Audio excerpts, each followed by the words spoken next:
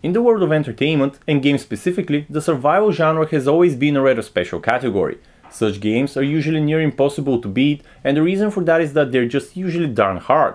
But with the advent of mobile gaming, the focus had to be switched towards more forgiving difficulty levels, especially if you consider the mostly clunky controls that a touchscreen offers. And that's exactly where things are going, but what's been missing lately is a good dose of proper fun that can turn a head basher into a streak of random LOLs while riding the subway. And that's exactly where Dumb Ways to Die comes in. Let's check it out. Just one look at the game's name and you will likely know what to expect. Simply put, in Dumb Ways to Die, you try your hardest to survive as long as possible, all the while avoiding ridiculous ways to die.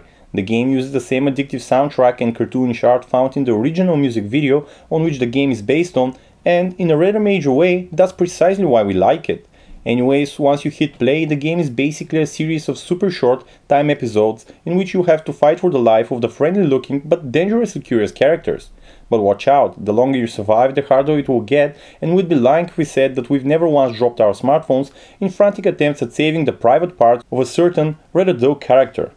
Indeed, that's a real risk, as the game requires you to literally jump through hoops, meaning that you'll be required to tilt your phone, quickly swipe around the screen with your finger, or even blow into your phone's microphone opening to keep an animated plane in the air. And, believe it or not, that's one of the funniest parts of the game, as you will inevitably attract curious, dumbfounded looks from passers-by. There's really only one unpleasant side to Dumb Ways to Die: advertisements. These are usually video ads for other applications, and you typically need about 10 seconds to get rid of them. This can get annoying real fast, so thankfully the developers have seemingly limited the number of ads that will interrupt you in between tries. In other words, 5 minutes in and you'll be ad-free.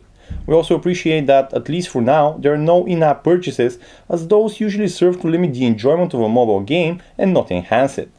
All we know, Dumb Ways to Die is among our favorites when it comes to killing off time, and we often have a ton of fun doing it.